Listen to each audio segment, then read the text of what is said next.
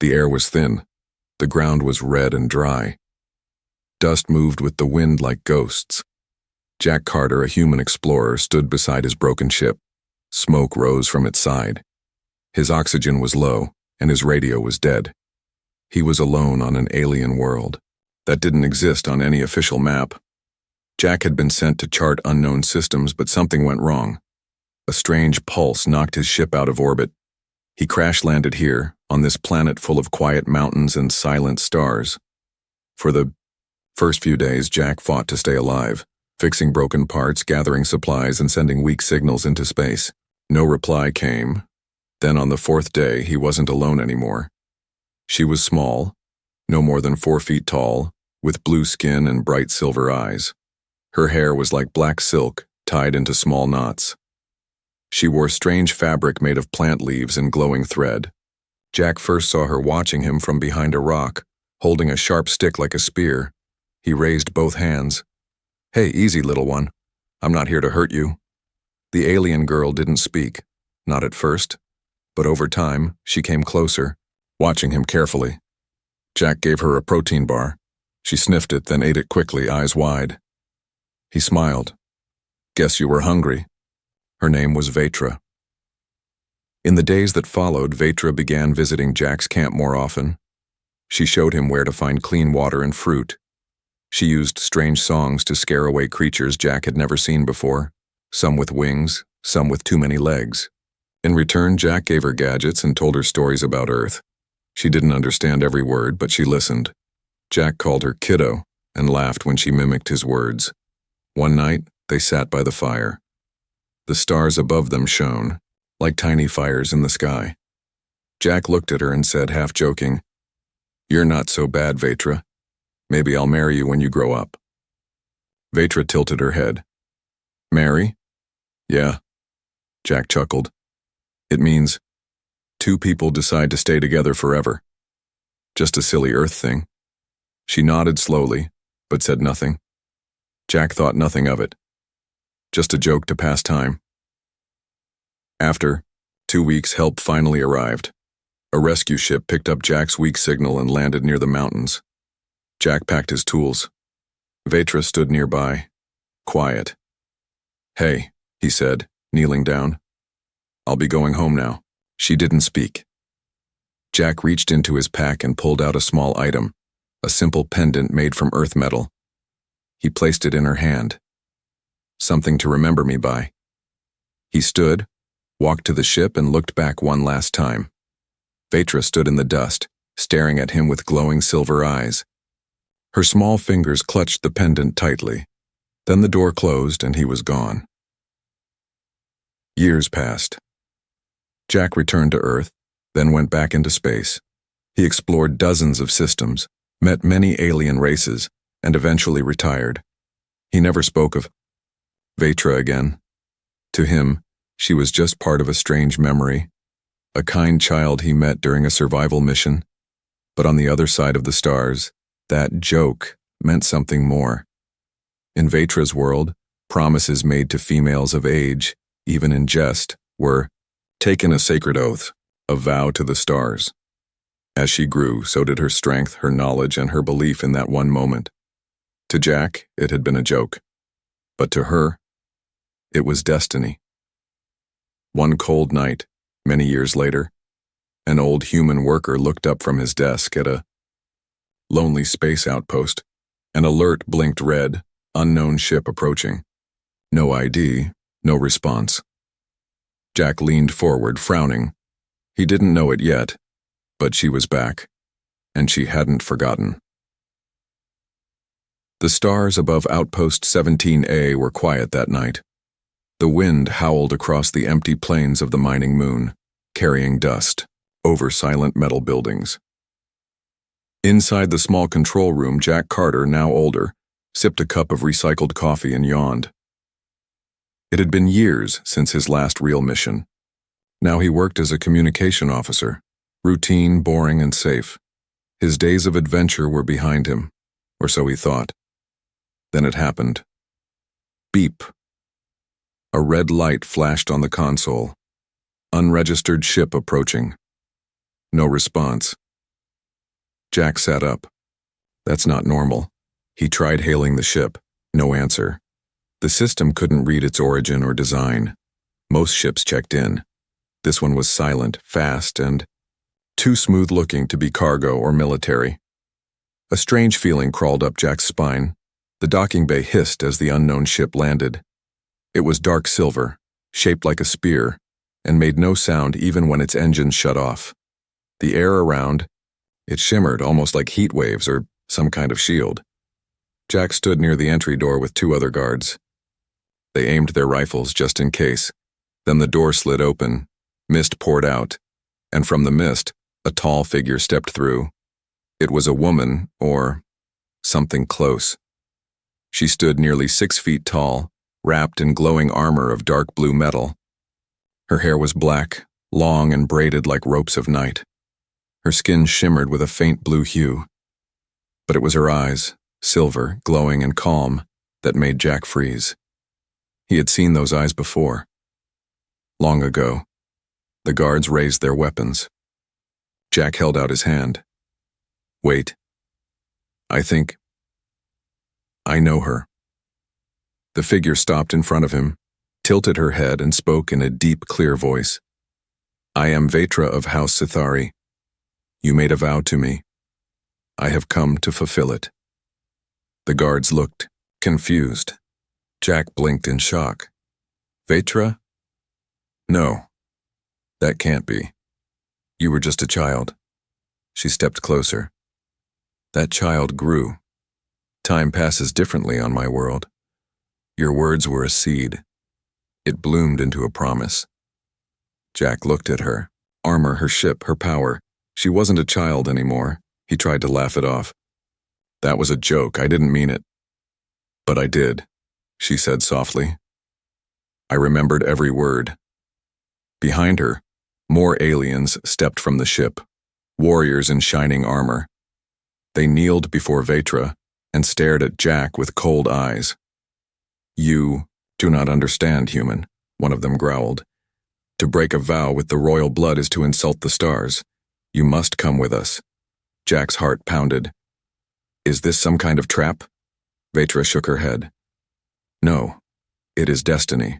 Jack tried to protest, but the guards beside him were already stepping back. You promised me, she whispered again. And in my world, a promise to a maiden is a bond stronger than time itself. The strange lights on her armor pulsed. The pendant Jack had once given her hung around her neck, shining. The joke he made had become a law in her world. Before he could respond, the moon rumbled. Lights flickered. The ground shook beneath them. An alarm screamed across the outpost. Attack detected, unknown hostiles inbound. Vetra turned to the stars. They're here. They followed me. Who? Jack asked. She looked at him with sad, glowing eyes. The ones who want to kill you. Before we can be bonded. Jack sat in a cold metal chamber deep inside Vetra's ship. The walls were curved, glowing with soft blue light. Strange symbols moved like liquid across the surfaces. Alive, not just paint or metal. He didn't understand any of it, just like he didn't understand her. Vetra stood a few feet away, speaking quietly to one of her soldiers. They spoke in a language filled with clicks, hums, and whispers. Beautiful but strange. Jack had traveled across galaxies, fought in wars, and seen many alien races. But nothing prepared him for this, being called the Chosen One by someone who used to be a child he once helped. Now she was powerful, commanding warriors, flying a ship no scanner could read, all because of a joke. Vetra turned to him. Her face was calm, but her silver eyes burned with something deeper. She sat across from him. You're confused, she said softly. Jack sighed. That obvious? She smiled. You don't remember what my people believe. Jack looked up. No, I really don't. Vetra reached into her armor and pulled out a crystal. Inside it was a hologram, a young version of herself holding a pendant. His pendant. I was only a child when you said it, but in my culture, it was sacred. Jack leaned forward, listening. In the old ways of House Sithari, she continued, If a male makes a promise to a female of age, even jokingly, it is heard by the elder winds, our gods. That vow becomes a thread that binds their spirits. Jack blinked. But you were a kid. In human years, yes, she said. But in our cycle, I had just entered the year of bonding. It is when our minds begin to link to the universe. Every word spoken to us then becomes part of our soul's path. Jack shook his head. I didn't know. No one told you, she said gently. But I knew. I waited, trained, fought, and now I have come. Jack stood and began pacing. But it was just a joke, Vetra. I wasn't serious. She stood too. Taller now, stronger, but still. Her voice trembled. You were kind to me when no one else was. You saw me not just as a strange alien girl, but as someone who mattered. That meant something. He turned away. This was too much. Then she said something that froze him. If you reject the bond now, there will be war. Jack slowly turned back. War? Why? Vetra's expression hardened. Because others want your blood. Not for love, not for bonding, but for power. She walked to the wall and pressed her hand against it. A new image appeared, a map of stars and a glowing circle. That joke tied you to the royal line. My father is dead. I am next in line. But without a bondmate, I cannot rule. Jack frowned. So they'll kill me to stop you from ruling? Vetra nodded. Or worse, steal you and force the bond their way. You don't realize it, Jack, but your DNA carries a key. Jack narrowed his eyes. A key to what? She looked back. To something ancient. Something locked long before humans even existed. A deep silence followed. Then the ship shook. A loud humming filled the air. Vetra grabbed a nearby rail. They found us. Jack looked up. Who? She replied, voice low and cold. The blood hunters, the ones who believe I don't deserve you. They want to break the bond with your death. Jack's heart pounded. One moment he was drinking coffee on a boring outpost. Now he was the center of an alien legend, caught between tradition, politics, and something much older than either of them. And the scariest part? He didn't know if part of him still cared for the little alien girl he once protected, or if this was all just a dream waiting to turn into a nightmare. The stars outside the ship flickered like dying candles. Inside, everything was quiet, but the silence felt heavy. Jack sat alone in the ship's core chamber, staring at the strange console in front of him. It wasn't made of buttons or screens. It looked alive. It pulsed like a heartbeat. He didn't dare touch it. Behind him, a door opened with a soft hum. Vetra entered, her armor off for the first time. She wore simple robes now, her long black hair tied back. She looked less like a warrior, and more like a person. Jack turned to her. You still haven't told me the full truth. Vetra didn't answer right away. She stepped beside the console and placed her palm on it. The walls shimmered, revealing ancient symbols carved into living metal. This ship is not just a ship. It's a vault.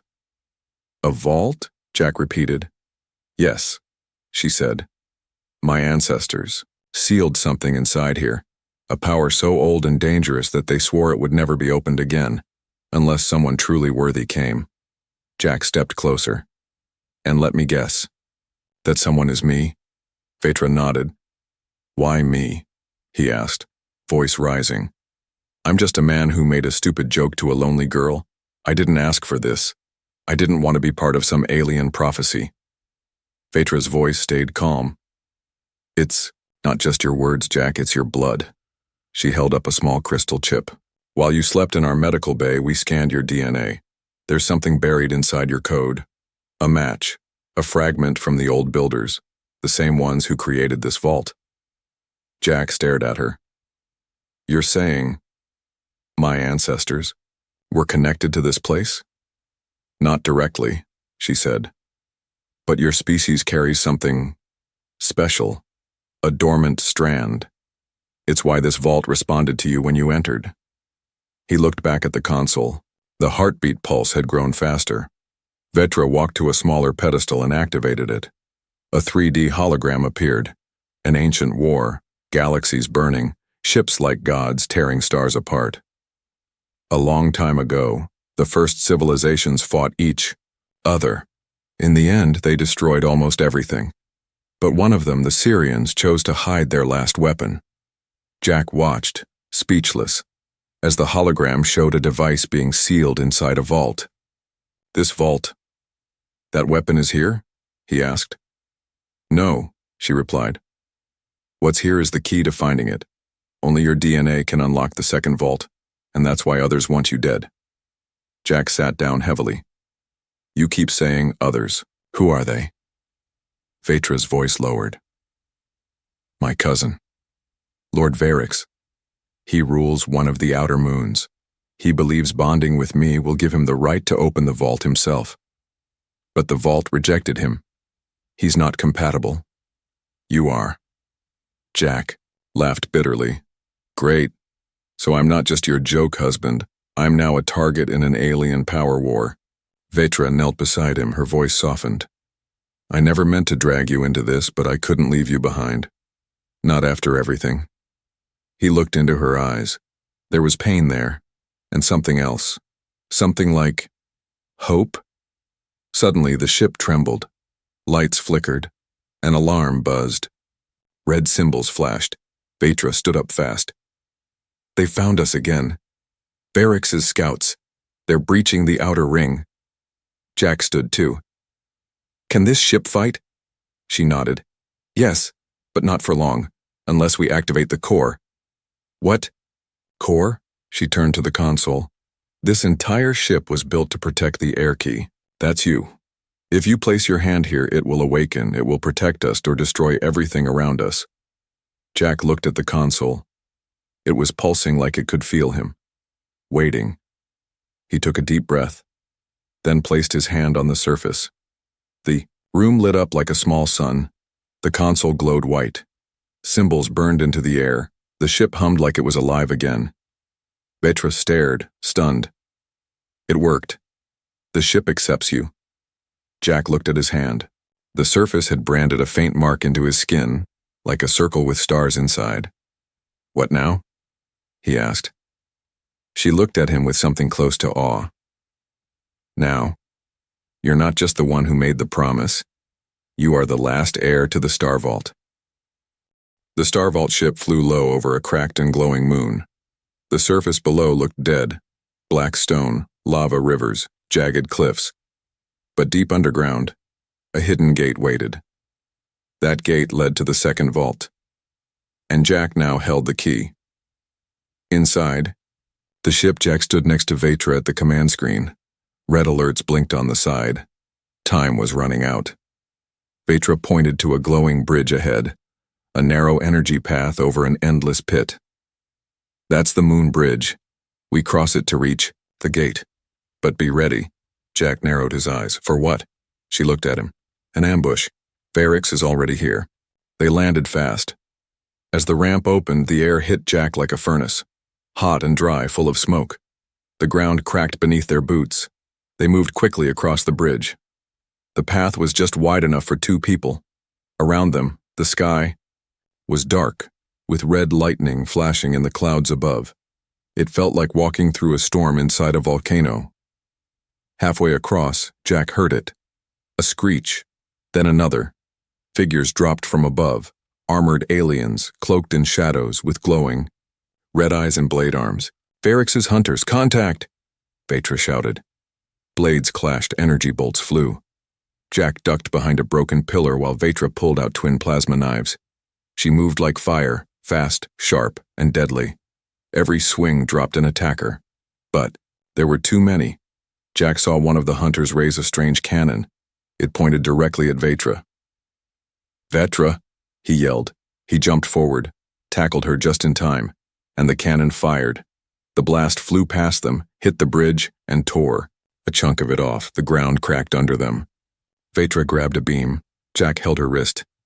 Below them, nothing but darkness. She pulled him up with a grunt. You shouldn't have done that, he smiled. Guess I'm starting to care. But they weren't safe yet. A voice echoed from above, deep, smooth, and cold. So, the human speaks, and thinks he matters. From the other end of the bridge, a tall figure walked forward, flanked by guards in black armor. His eyes were silver like Vetra's, but cruel. His skin was darker, his armor jagged. "Varix," Vetra said through gritted teeth. He smiled. "Cousin, you brought him here. Good. Saves me the trouble." Jack stepped beside her. "If you want me so bad, why don't you come take me yourself?" Varix's smile faded. "I don't need to take you, I just need you broken." He raised a staff. Lightning exploded from its tip, slamming into the ground near them. The bridge started collapsing. "Run!" Vetra yelled. They sprinted across, the last part of the moon bridge as it crumbled behind them. Chunks of glowing rock fell into the dark pit below. Jack jumped over a broken gap, barely landing on the other side. They made it, but just barely. Behind them, the bridge collapsed completely. Varix was cut off. For now. Breathing hard, Jack turned to see a massive door in front of them. It looked ancient, made of dark metal with a glowing keyhole in the center, shaped just like the mark on his hand. "This is it," Vetra whispered. "The second vault." Jack stepped forward. His hand trembled. "What's inside?" She looked at him, with a serious expression. "A weapon, or a cure, or maybe both. Even our legends don't agree, but whatever it is, it's waiting for you." Jack nodded slowly, then placed his hand on the door. It lit up. The ground shook. The metal walls opened with a hiss. Inside was a chamber made of light and glass. A floating object hovered in the center, an orb filled with stars. It pulsed with slow, deep power. Jack stepped inside, but something strange happened. The orb glowed brighter as he neared it, but also darker. Vetra frowned. "Something's wrong." The orb spoke, not in words, but in feelings. Jack's mind filled with memories that weren't his, planets dying, time bending. A choice, a terrible choice. Jack turned to Vetra, face pale. "This thing, it's not just a key. It's a test." "A test?" she asked. He nodded. "It wants to know if I'll destroy or save." Jack Carter stood in front of the glowing orb, frozen. Stars swirled inside it, whole galaxies spinning like dust. But the feeling it gave off wasn't peace.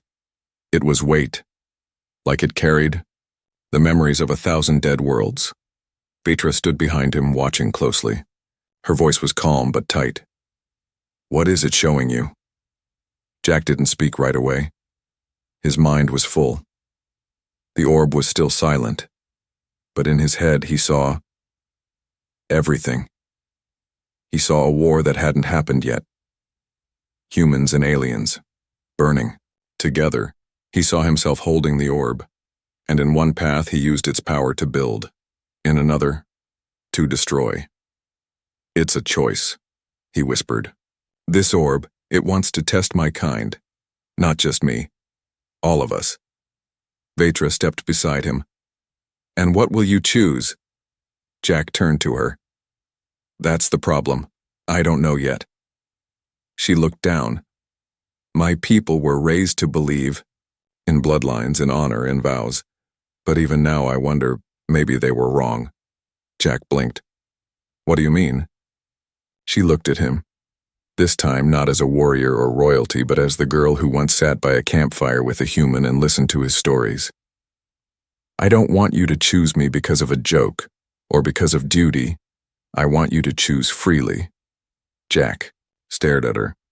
"Even if that means walking away?" She nodded. "Yes." The vault around them began to shift, reacting to their words. The orb dimmed slightly, waiting.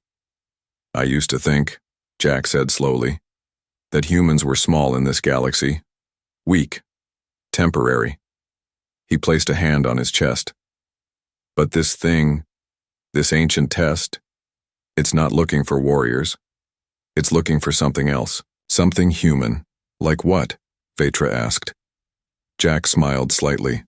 Choice, mercy, and maybe love. Suddenly, a loud crack echoed through the vault. Alarms blared. The ground shook. Vetra spun around. They're breaking through the outer wall. Jack turned to the orb. We don't have time. Vetra stepped forward. Then you must decide. Now. The orb pulsed. Two paths appeared in the light.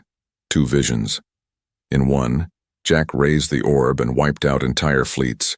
No more war, but at a great cost.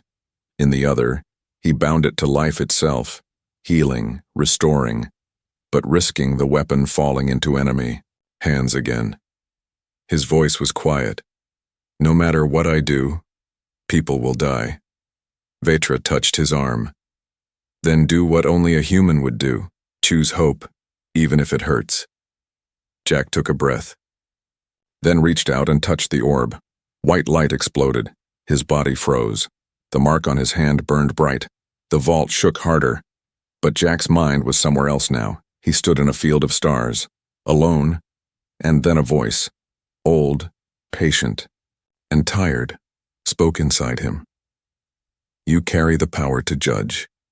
Do you give death, or do you give future? Jack answered without fear. Give me future. I choose to build, not destroy. In the real world, the orb stopped spinning. Then it changed, folding itself into a small crystal. Quiet. Sleeping. It floated to Jack's palm. Vetra stared. You passed. Jack turned to her. No. We did. But the danger wasn't over. A wall burst open behind them. Flames and smoke poured in. Varrix's hunters entered, weapons raised. Varrix stepped forward, eyes full of fury. You bonded with him. You let him touch the relic. Jack raised the crystal. You're too late. The air shimmered. The vault's defense systems came. Online beams of energy shot out from hidden walls. Blinding, sharp, fast. The hunters screamed as they were thrown back. Varrix fell to his knees, coughing. Jack walked toward him. You wanted power. I chose peace. That's why it didn't choose you. Varrix growled. You're just a human. Jack nodded. Exactly. And that's why I won. Later, as the dust settled, Jack stood at the edge of the moon's cliff looking at the stars. Vetra joined him. You know, he said, I still don't know what to do next. She smiled softly. You don't have to decide yet. For once, you have time. Jack looked at her, really looked. The girl from the fire was gone. A woman had taken her place. And she was waiting. Not for a promise, but for a choice. He took her hand. Let's see where this goes. Together. The stars above the moon were still burning from the battle. The vault behind Jack and Vetra had gone silent, its secrets locked away once more.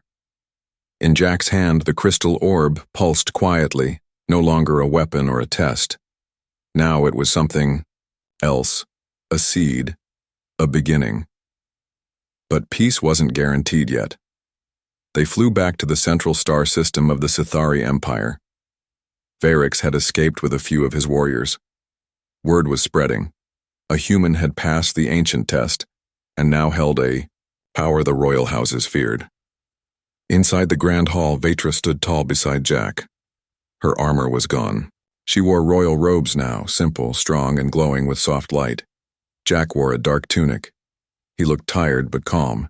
Before them sat the High Circle, leaders from across alien worlds, dozens of species, dozens of angry voices.